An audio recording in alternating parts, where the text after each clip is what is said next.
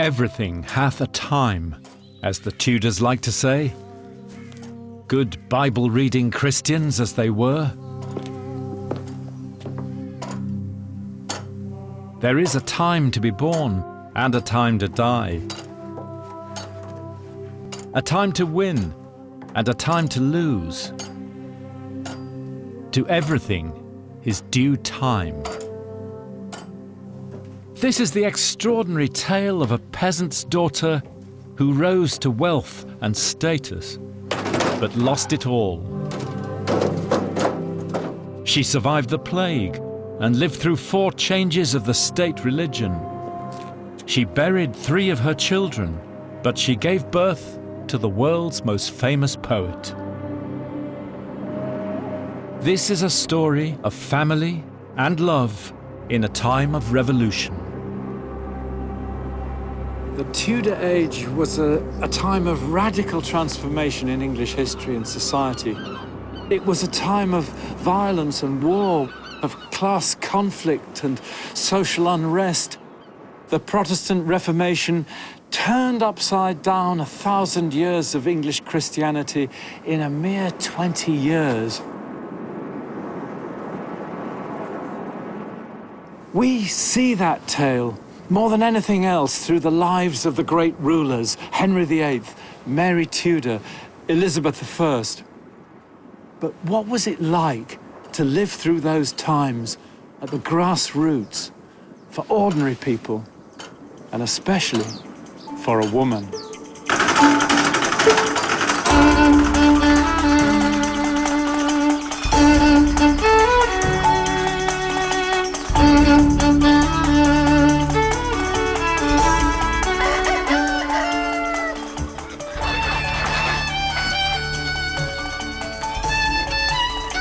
Mary Arden was one of 8 daughters born to an old farming family here in the heart of Warwickshire. But Mary would leave life on the land for the new world of the Tudor middle class. Her children would become haberdashers and glovers. 2 of them made it in the entertainment industry in London. So her family story is a mirror of the Tudors' changing times.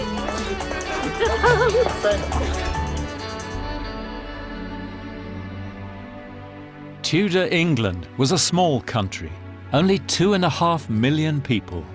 An agricultural society where 90% of the population worked on the land. Life expectancy then was 38. 1/3 of all children died before they were 10. Mary's father farmed in Wilmcote in the parish of Aston Cantlow, just outside Stratford-upon-Avon. You can see Stratford down there in the Avon Valley, the spire of Holy Trinity peeping above the trees. And the Avon divides the West Midlands landscape here.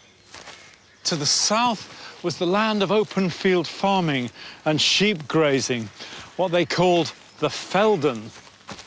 And to the north, stretching towards Birmingham, a more wild, uncultivated, wooded landscape, the Arden.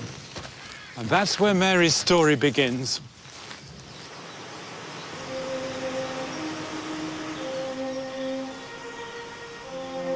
The Forest of Arden is still a name on the map today, and it gave Mary her name. She had well-to-do Arden relatives who could trace their family tree back before the Norman conquest to local heroes like the legendary Sir Guy of Warwick. But Mary's father, Robert Arden, was just a husbandman, a well-to-do peasant. Born around 1480 at the end of the Wars of the Roses, among his first childhood memories would have been news of the death of Richard III at the Battle of Bosworth. So Mary's father Robert was a man from the old world whose daughters would move into the new.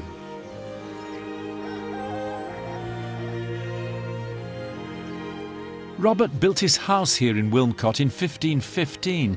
It was identified recently, astonishingly intact behind its skin of Victorian brick.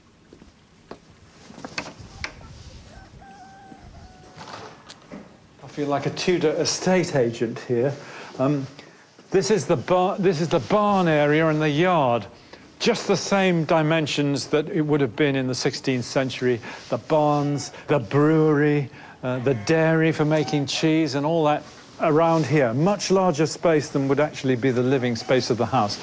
Now come in here. Here's a later extension to the kitchen, but the really interesting space is upstairs.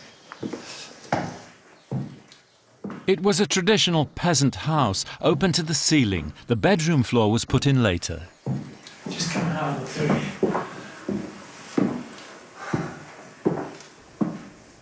Robert and his wife raised 8 daughters here. Mary was the youngest. Forget the floor, as I said before, there's nothing there. This is open to the roof, a fire on the ground floor level, going out through a vent in the roof and nicely seasoning the bacon, which is about there. It's a typical open communal medieval house. A single open hall with the kitchen at one end and the chamber at another. And the chamber end, the mum and dad would have slept downstairs, and all the sisters and all the servants, the maidservants, would have slept on a platform above mum and dad's chamber that you got to by a ladder. Pretty close and intimate, not much privacy, but this is the world in which Mary grew up.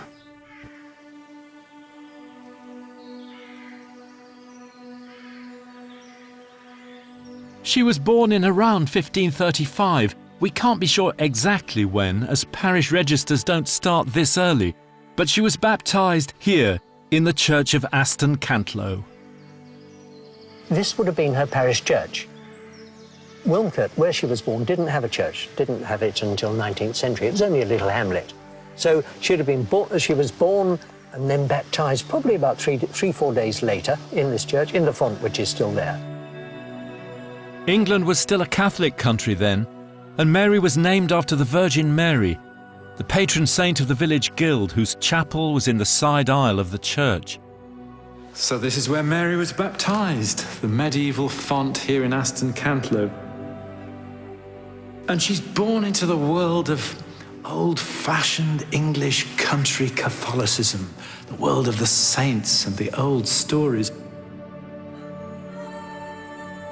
A distant kinsman of hers, John Arden, in his will in 1526, leaves my best damask gown to be made into a cope for the priest, my suit of armour to dress an image of St. George to be hung above the pew where I was accustomed to sit, and 2 heifers for the maintenance of the church bells. That's young Mary's world, an intensely local community, with that sense of the dear familiar place, as they put it, on the very eve of King Henry VIII's Great Reformation.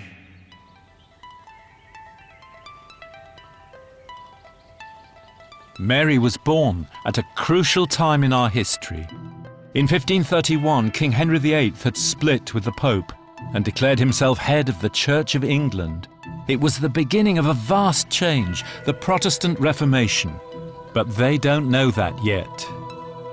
It's a world in flux, religiously speaking. Henry discouraged some aspects of Catholic cult. He got twitchy in the late 1530s about people lighting candles in front of saints' images.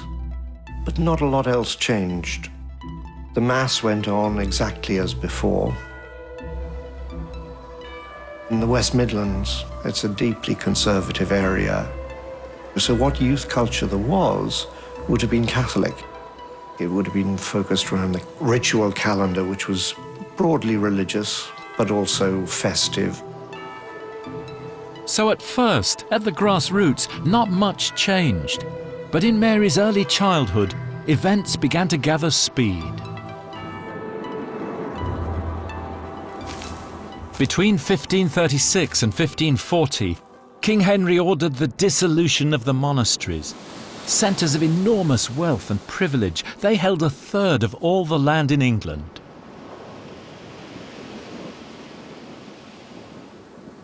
In Mary's village, Aston Cantlow, the local guild was stripped of its land and silver plate. When the monasteries were dissolved, those religious institutions disappeared as well. Property sold off. Their property was sold, their land was sold, some of their artifacts, obviously, everything was sold to raise money for the crown. A Victorian teacher here in the village recorded details of the plunder. 2 towels, altar cloths, a pyx, a cope, a worsted cope, and vestments, one of them in silk. These would have been the things the priest wore in... For the Mass. And here, 1 chalice. But your chalice was saved. It may be that Henry VIII's commissioners sold it back to the parish. Just a little bit of gain. A piece of extortion. Absolutely, yes. That precious chalice was saved by the villagers. Oh my goodness, that is absolutely beautiful, isn't it? And incredibly, they've still got it. It will be used in a nuptial mass for her wedding. She would have held it? Yes. It's absolutely wonderful, isn't it? So when Mary was a girl, England was still a Catholic country. But her world was poised between old and new. In society too, change was in the air. The dissolution of the monasteries flooded the market with land and money, which would give rise to a new middle class.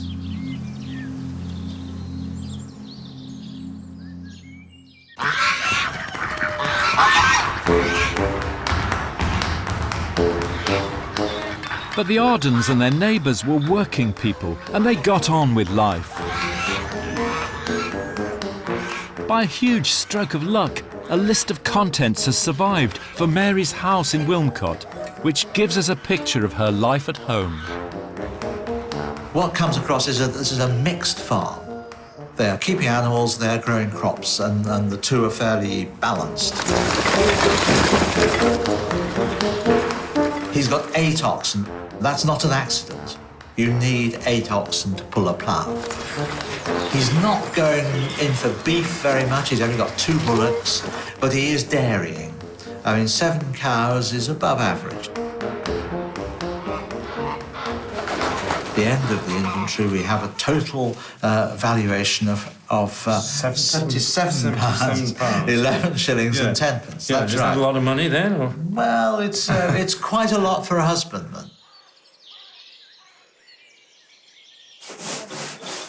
Most women then were a working class, in the fields, in the house and in the kitchen. So Mary grew up multi-skilling.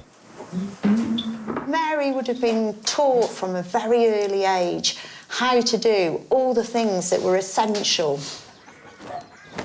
It wasn't just the household and the children, it was the swine, the dairy cattle, the fowl, brewing, baking, making cheese. And she had to be a wonderful planner as well. She wasn't just planning next week's meals, she was planning a year in advance. If she hadn't got her rennet made, she wouldn't be making cheese next year. From Mary's time, self-help manuals gave women tips on how to be a good housewife. The knowledge of dairies, malting, oats, and their excellent uses in the families. What about hard agricultural labour? I mean, Robert doesn't have any sons. What does he do when it comes to ploughing time and harrowing and all those sort of heavier jobs? The women would be expected to muck in. So if the sheep were being sheared, they might be rolling the fleeces and taking them off to be prepared. The men would cut the corn, and it would be the women gathering them up and making them into stooks and picking up any bits that had been left. So they were expected not only to run the household and look after the children and everything directly around the farm house, but they also were there at the busy times as well, helping out. Women were very strong. You wouldn't survive very long if you were, a bit weak, shall we say. But even in Mary's house in Wilmcote, there are hints of the new middle-class taste creeping into the countryside.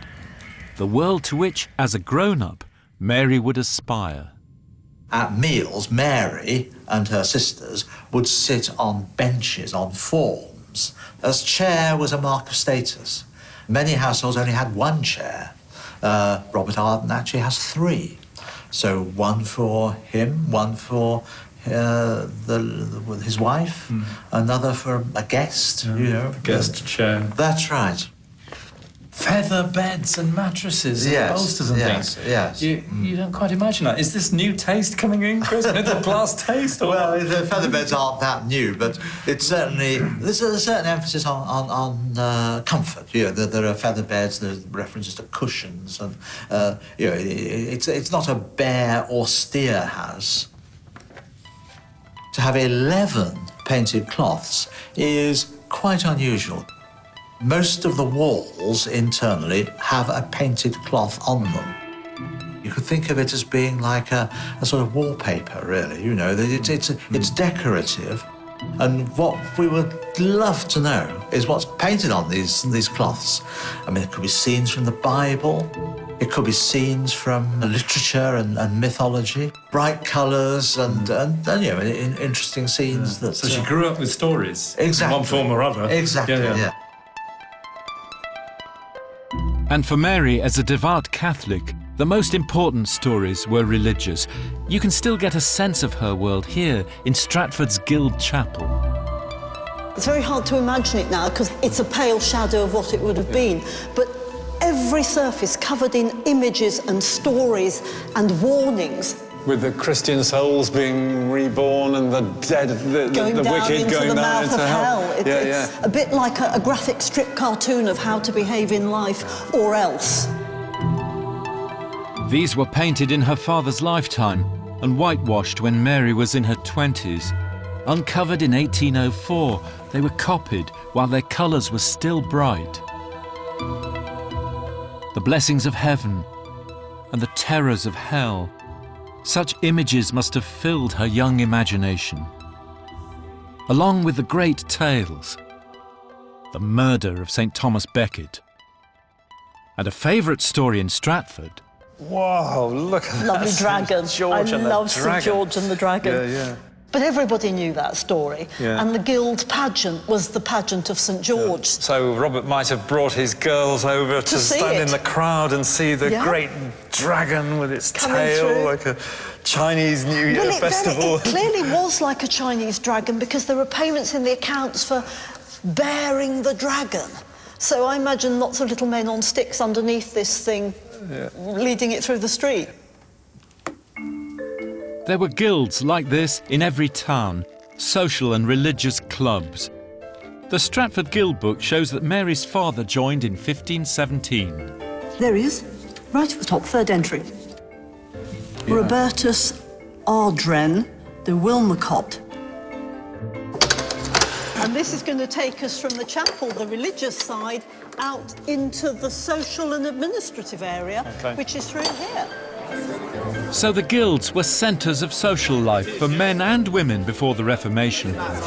They helped shape the ethos of Mary's childhood world. The Guild Hall. Yeah, great. Ladies and gentlemen, may I ask you to charge your glasses? The main thing that happened here would be the annual feast. The feast was the classic networking opportunity because this is when everybody would be here. You forget about the admin, you forget about the routine, you just enjoy yourselves and relax and chat. Because you are all officially equal brothers or sisters, there is the opportunity to meet a brother of a different social status. And even a sister. And even a perhaps sister and potentially a spouse. Yeah. But now the revolutions of the time begin to turn faster.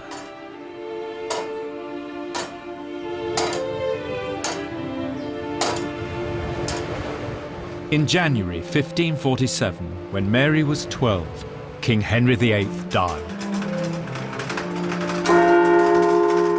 He was succeeded by his 9-year-old son Edward. Precocious, pious, cold-hearted, Edward was surrounded by Protestant fundamentalists and they began the real religious revolution. Mary's childhood world was about to change forever. So the real religious trauma for Mary Arden would have occurred in her early teens, when the Mass was abolished, the churches were stripped bare, whitewashed. I suppose people moved from a world in which everything religiously could be taken for granted to a world in which everything religiously was contested. In 1549, the government ordered the Catholic Mass to be abolished, and then the old rites for birth and death, the old festivals, even dancing round the maypole was forbidden. Every parish was told to smash its images in wood and stone and stained glass. They were to whitewash the painted walls, the Bible of the poor, and do it properly, the government said, not slobbered over with lime that could be washed off tomorrow, so that no memory remain. It was the beginning of what they called the commotion time.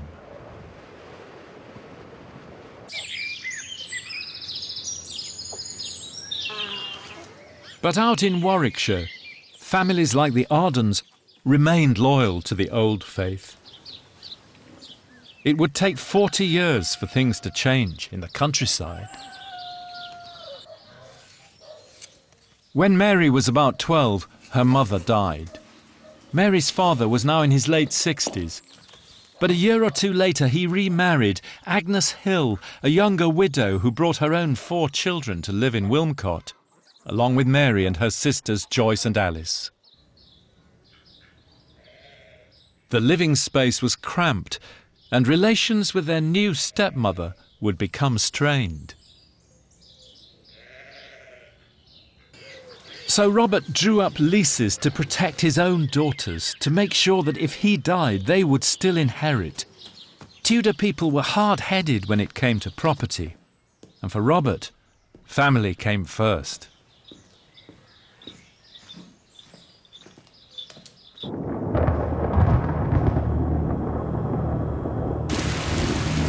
Then, in 1553, when Mary was 18, King Edward suddenly died, and Henry VIII's daughter, Mary Tudor, came to the throne. A convinced Catholic, she set out to turn the clock back.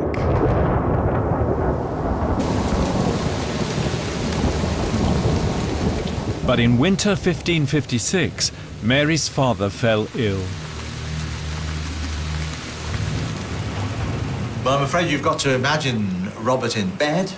He has probably caught a bad attack of the flu because there's an influenza epidemic going on at this time, and it's fatal flu, and he knows it's fatal. He knows he's going to die, and so he assembles his will.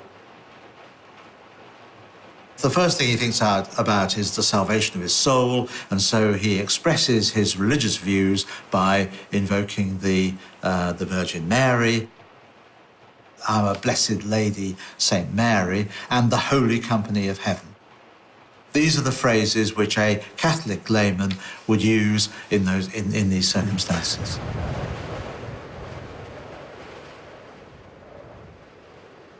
Having looked after his soul, he then disposes of his worldly goods. But singles out his youngest daughter. Yes, that's the extraordinary thing, that he obviously thinks very well of Mary, I think, because the first thing he thinks of is providing her with land and with money. And there's a very substantial sum of money that he's giving her, £6, 13 shillings and 4pence. That's a bit more than a skilled carpenter would earn in a year. So he's leaving her, say, £30,000. Wow. Which is not bad. Not bad. And rather surprisingly, as she is the youngest daughter, she is named as one of his executors. Alice and Mary, my daughters. He obviously perhaps has some affection for her, or he certainly has some respect for her as well. He obviously trusts her. He thinks she's a responsible person who will look after the affairs flowing on from his will. Does that mean she's got to ride over to Worcester to have see the will proved then? I mean, how did it work in those days? Do we know? Yeah, I think she did. And she would also have to negotiate with various other people who received sums of money and so on. After all, right at the end, he leaves fourpence to everybody in the parish of Aston Cantlow who doesn't have a team. That means someone who doesn't have a team of oxen. So he's saying the sort of labourers and smallholders of the parish are going to get fourpence each. So presumably Mary has to go around the houses saying, "Do you have a team?" and pressing fourpence into their hands.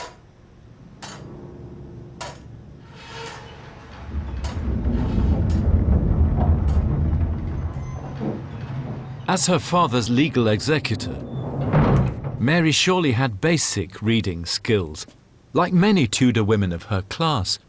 But could she write? On later legal documents, she makes her mark with her initial. And the wax seal has her personal emblem from her seal ring, a horse. The mark of Mary is a beautifully penned M. That's how you were taught to do your capital letters in what was called secretary hand. And that possibility becomes a likelihood when you look at this document drawn up on the same day in 1579. And there, on the little tag of parchment to the side, messed up because it's over the crinkle of the parchment, and what looks like an abbreviated signature. You put those two together, and it looks very much as if she knew not only how to read, but how to write. She's quite a catch then. Multi-skilled, literate maybe, set up by her dad with money and land. And maybe she had a match already in mind with the son of one of her father's tenants, John Shakespeare. John Shakespeare of Snitterfield had moved to Stratford from the countryside in the early 50s. The son of a husbandman, he'd done a 7-year apprenticeship to the master glover Tom Dixon. So John was a young man with prospects. In October 1556, John buys 2 freehold properties here in the town, one down the road in Greenhill Street and one here in Henley Street. This is a young man with fantastic drive and determination. And as for the date when he bought this house, it makes you wonder whether, in fact, he already had marriage in mind, because within weeks of purchasing it, he marries Mary Arden.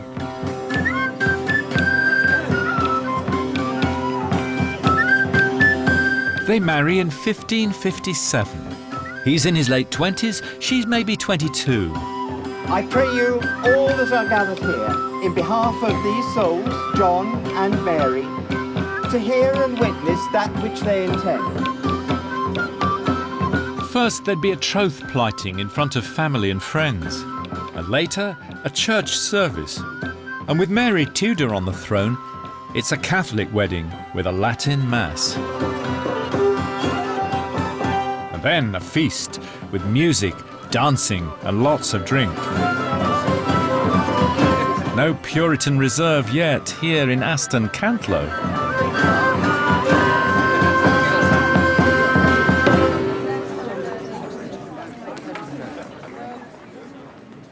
And then the newlyweds rode off to begin a new life in Stratford. Stratford then was a small market town with maybe 1,200 people and a growing middle class serviced by tailors, drapers and glovers. It was a place where you could rise in the world. Oh, lovely. The world of Elizabethan interiors. I think that, you know, the time that Mary marries in the 1560s is an interesting time because everything's shifting, everything's changing, you know, the effects of the religious reformation and then this massive social change as well. And there's a shift towards ornamenting interiors, investment in the home, in the form of wall decoration, in material furnishings and fabrics and textile items. Let me ask you about this. Yes. If I can hand it over to you. So this is sort of late Elizabethan and something like that. Yeah. Mary might have worn something like this. It's difficult to know. I mean, certainly Mary would have wanted to wear something like this because it's got very fine decoration. It's called blackwork, and interestingly, even though it's got all of this decoration, it's a garment to be worn informally in the house. And again, I think that really gets to the heart of the significance of the household. If you're worried about wearing something as beautiful as this in your home, then it indicates just how important a space for social display and perhaps some social competition that the household was in this period. Are we allowed to talk about middle-class taste and sort of rising up in the world and, you know, competitiveness with your neighbours? Yeah, or I mean, I think so. I think definitely. I think, you know, you've got a little bit of extra money and you use that money to embellish your immediate environment, your clothing, and, of course, your house. So, and yeah, in an urban setting, you are going to be thinking about keeping up with the Joneses. There's going to be that sense of wanting to have a house that fits with your status. Like most young couples, they wanted to start a family. But in Tudor England, having children was fraught with danger. A third of all babies died in the first year. And Mary's first two children both died. Joan in 1558, aged 2 months. And then Margaret, who died in 1563, aged 1. 1563, Margaret, daughter of John Shakespeare.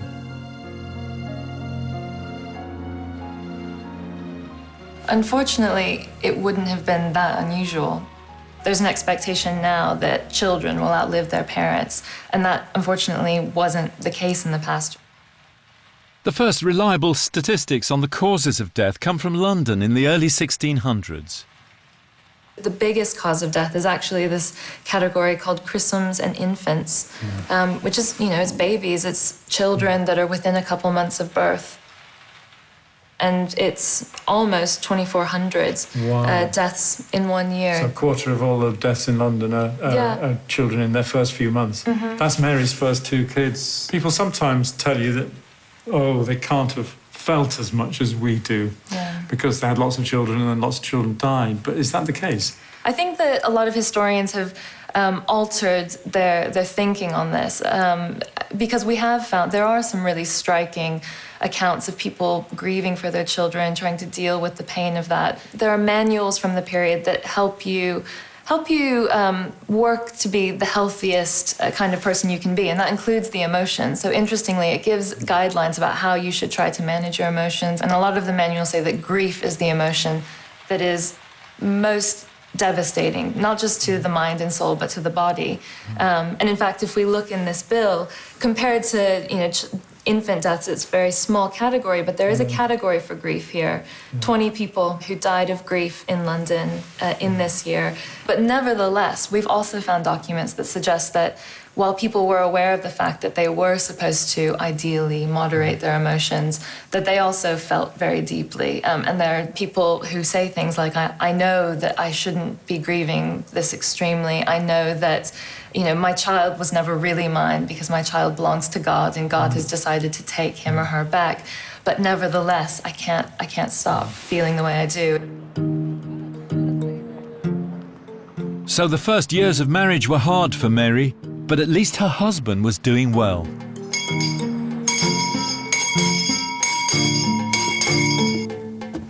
His freehold in Henley Street entitled him to join the town elite. The corporation had replaced the guild, which was shut down under Edward in 1547, and they ran the town. The council books show that John's civic duties range from ale taster to constable, and charity doles to the poor. Meeting of the Stratford-upon-Avon Corporation at the hall held in our garden the 30th day of August, anno 1564. Money paid by us towards the relief of the poor. From the Mayor, Mr. Whately, 2 shillings and 4 pence. From John Shakespeare, 12 pence.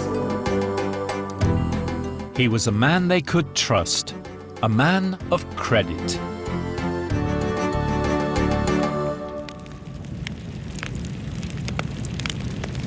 God bless Queen Elizabeth! Wassail!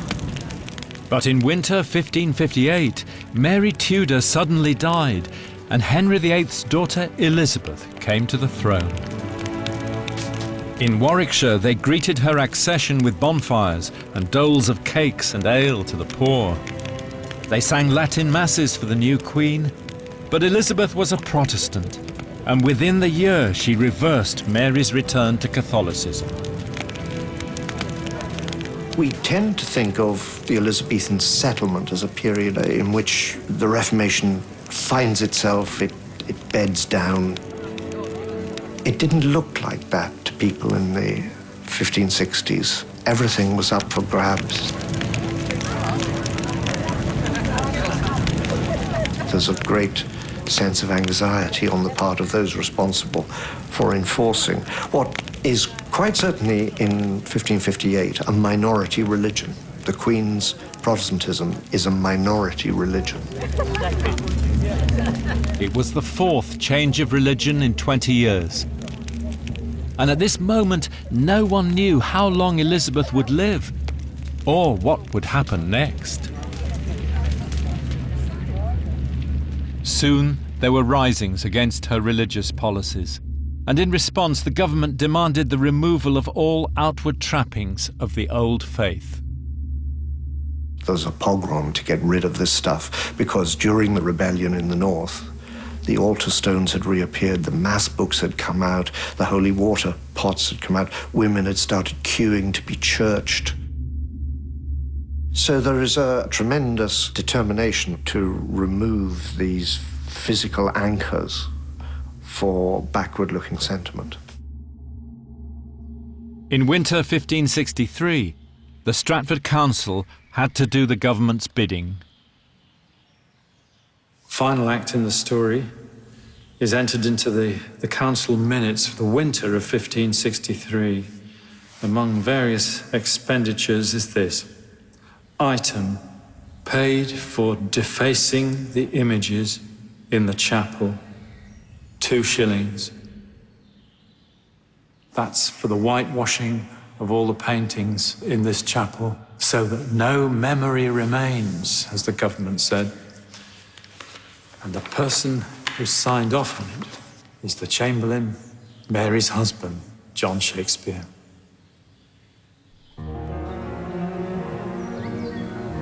What Mary thought, we don't know. But in April 1564, her third child was born, a boy. They called him William. And after losing her first 2 children, you'd imagine he was the apple of her eye. Mary would have stayed at home for the first month to regain her strength, before the traditional purification ceremony at church on the 28th of May. But when Mary's baby was 3 months old, the plague came to Stratford. 1564, here began the plague.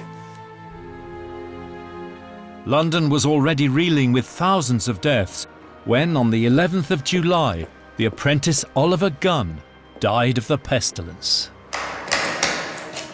Soon the town was living in fear. At the end of August, the town corporation held their meeting out here in the open air in the garden behind the Guildhall to try to lessen the risk of contagion, because they believed that plague was passed by infected airs.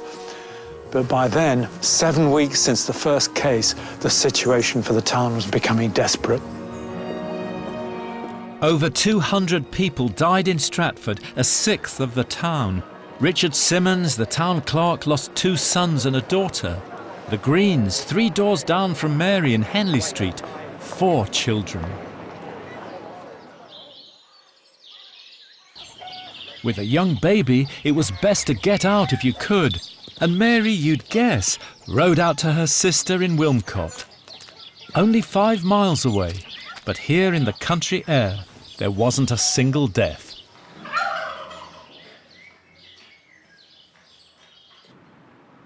So luckily for Mary, and for the rest of us, William survived. And the next few years were good times for Mary and her husband.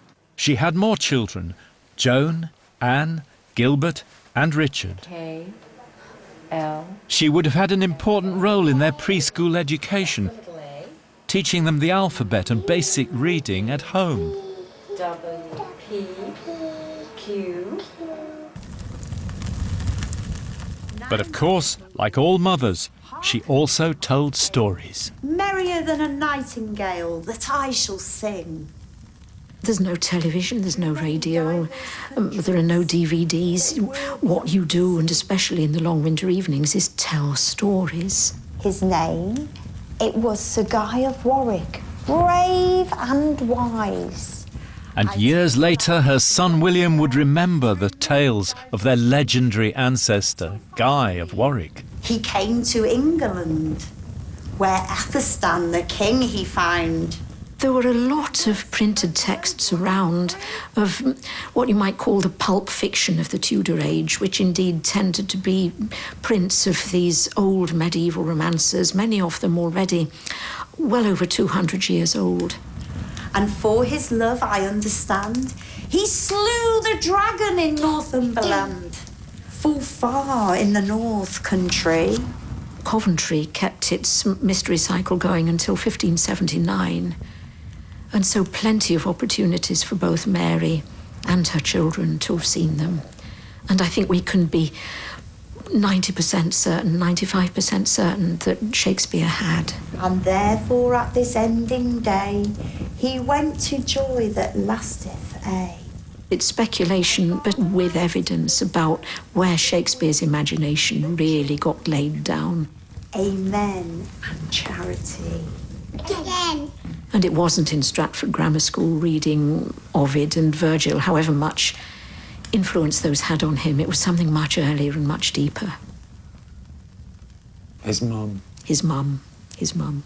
Yes. I think she was a good storyteller.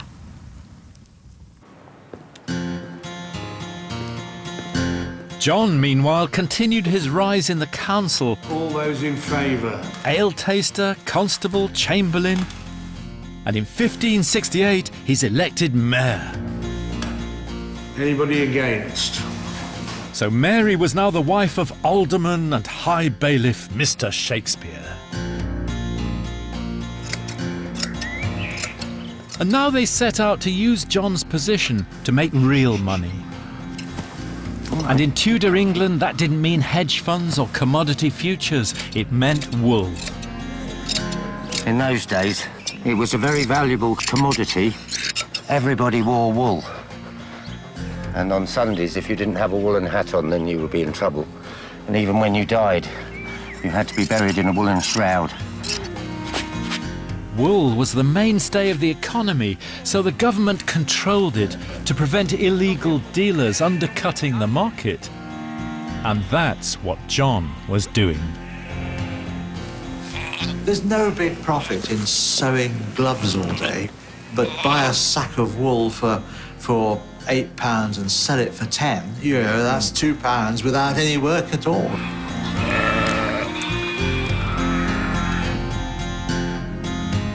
The sellers won't come to him. He will go to the sellers, so he'll be travelling around the countryside.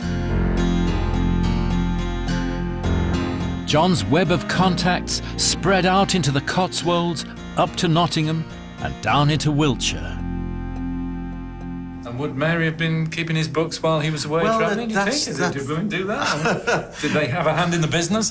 Well, it seems to be perfectly normal for wives and other members of the families to deal with business contacts. If someone knocked on the door to pay money, for example, the wife would take it and perhaps even joining in the bargaining process. But a risky business, from what you're saying, when it's shady side of the law and you're not quite sure that the quality of the wool's going to be what you thought it would be. But it's all very, as you say, it's all very informal. But what makes it work is that level of trust that people have. But trust was a big issue in Elizabeth's surveillance society, where a network of informers, bounty hunters, snooped on everything from your business and your religion to your sex life. And astonishingly, the details of John's shady Wheeler dealings were discovered not long ago in the National Archives. Here's the case. Early 1571, and a government informer, James Langrake of Whittlebury in Northamptonshire, has done John for illegal wool dealing. He's reported him to the Exchequer. These informers working for the government, and they get a cut of the fines which are imposed on the victims. And Langrake's got something against John. He reported him the previous year for illegal money lending, and now he gets him twice for illegal wool dealing. And here's the key to the document. It's the amounts involved. 300 tods of wool in these two cases. That's £8,000 or £9,000 weight. But in monetary terms, £210 in Tudor money, when a good house could be bought for 30 and a wage labourer would earn £10 a year. These are enormous sums of money, which just shows you how deep John was in all this business and how dangerous the business was. This time, John was able to pay off the informer, and he got away with it. Meanwhile, back in Stratford, as an alderman, John was entitled to send William to grammar school, the gateway to university and a career in the law or local office. What a proud mother Mary must have been. But her husband was now on the government's watch list. In the late 1570s, fate suddenly closed in on the family. The government turned on the illegal wool dealers with the full force of the law, and John's whole informal network collapsed. Suddenly you realise he's got a network of debt everywhere. Yes. This is a catastrophe for him, really. Well, he's always got a network of debt, but he's usually got a flow of income which can keep on servicing that debt. When we use the phrase losing credit, in the 16th century, losing credit meant that you could no longer function in business, because losing credit would mean that people had stopped trusting you. They didn't trust you to pay up, and so they would no longer deal with you, so your business was ruined.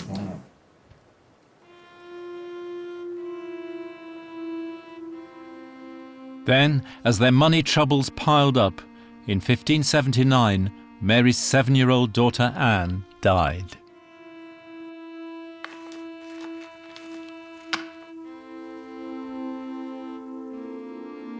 There's a note in the corporation book which gives you another insight into that moment of tragedy for the family. Item for the bell and pall for Mr. Shakespeare's daughter for her funeral, 8 pence. As Mary's eldest son would later write, when sorrows come, they come not in single spies, but in battalions. Desperate now to save money, they take William out of school to help John at work. So he loses his chance of university. And soon they're trying to raise money any way they can. You can imagine John and Mary sitting at their table here in the parlour, doing the sums as the debts mounted up. They borrowed money from friends and neighbours, from in-laws and family. Then they start selling off pieces of their inheritance. Mary gets rid of her portion of the land at Snitterfield that had come down to her through the family. John even divides the house up and leases out that side to neighbours down Henley Street, the Burbages, who turned it into a pub. And worst of all, Mary has to finally give up the land that she'd inherited from her father. The 30 or 40 acres with the little cottage that she and John had built on it for their tenant in Wilmcote. Using the house, called Aspie's, as security, she raises £40 from her brother-in-law. But it all went badly wrong. When Shakespeare's father got into difficulties and he took out a mortgage on the property with his brother-in-law, obviously they fell out, or there was some difficulty that he wanted his money back, and Shakespeare's father couldn't come up with the goods, and so he actually forfeited the property. They never get it back? No, and they never lived here. Whoa. I wonder what Mary thought about the collapse of John's finances, depriving of her inheritance, do you think? Not very pleased, I shouldn't think, no. But just 4 months after Anne's death, Mary got pregnant again. After a gap of more than 6 years, she was in her mid-40s. Her 8th child, Edmund, was christened on May the 3rd, 1580. And a couple of years later, her teenage son William got a 26-year-old local girl pregnant, first with a daughter and then twins. So the family was now squeezed into a third of the old house, with William's new wife Anne and 4 new mouths to feed, and a depressed husband living in fear of writs for debt. Mary, you'd guess, was the one who held it all together.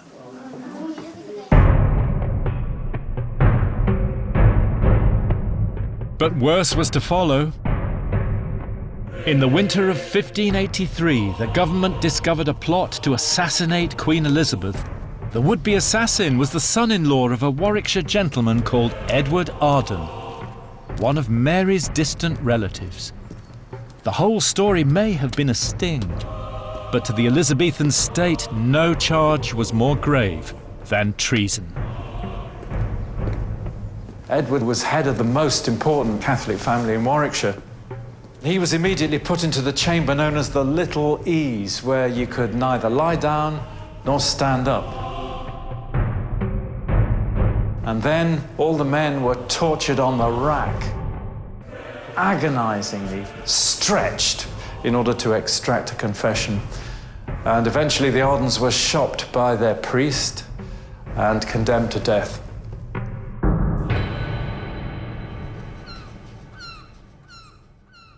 The night before the execution day, John Somerville, Arden's son-in-law, who was clearly insane, was taken to Newgate, where the government announced that during the night he'd strangled himself. The next day, Edward Arden was hanged, taken down while still alive, disemboweled, beheaded, quartered, 5 days before Christmas.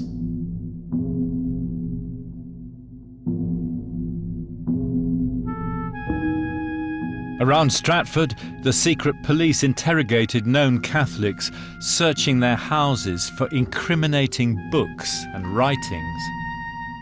And as Mary was an Arden and married to an ex-mayor, her house was surely one of them.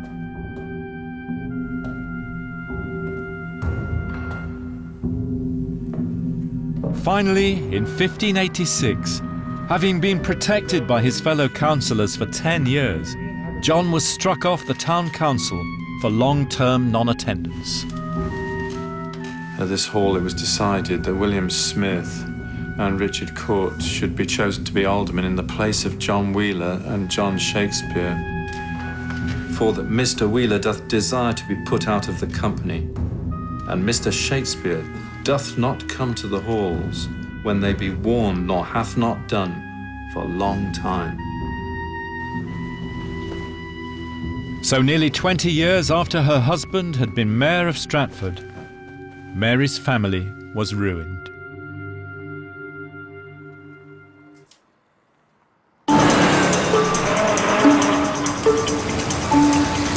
But like all the best stories, there's one more twist in the plot. William now goes to London to try to make it in the theatre. How exactly he did it, we still don't know.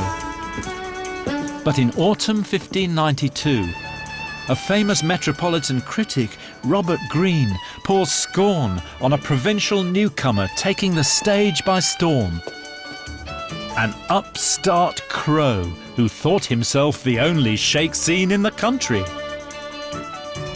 Green's attack on William was a howl of anger and envy. But there's no such thing as bad publicity. At the very moment that the family had reached rock bottom in Stratford, here in London, Mary's eldest son had made it.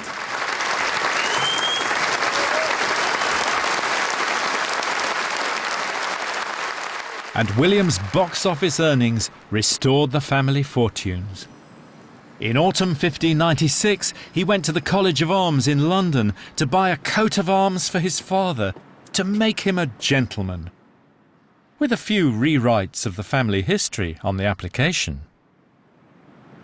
John, his father, he said, some 25 years back, had been a man of standing in society, a JP, a mayor of the town, and an officer of the Queen, which technically he had been as coroner. And of his mother, William said this, that Mary had been the daughter and heiress of Robert Arden of Wilmcote in the county of Warwickshire, Esquire and gentleman.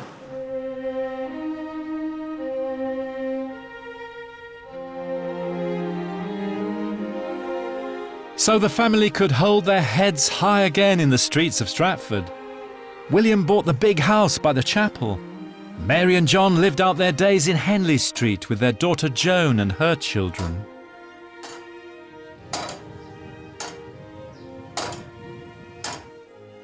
Mary had lived from Henry VIII's time through the reigns of Edward, Mary and Elizabeth and on into James. She'd had 8 children in this house. 3 girls had died young. So had William's only boy. So she'd known grief and disappointment. But she'd steered the family through the commotion time.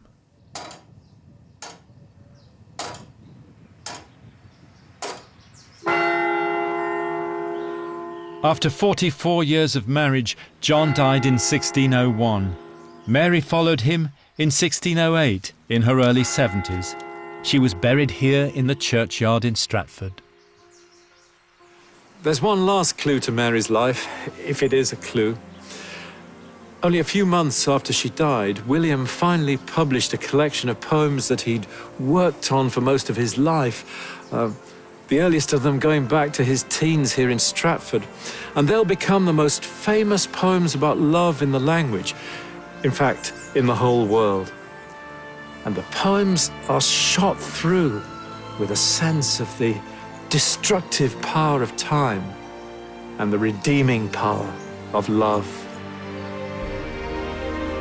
Now, he learned how to say those things at school, but perhaps it was his mother who taught him how to feel them.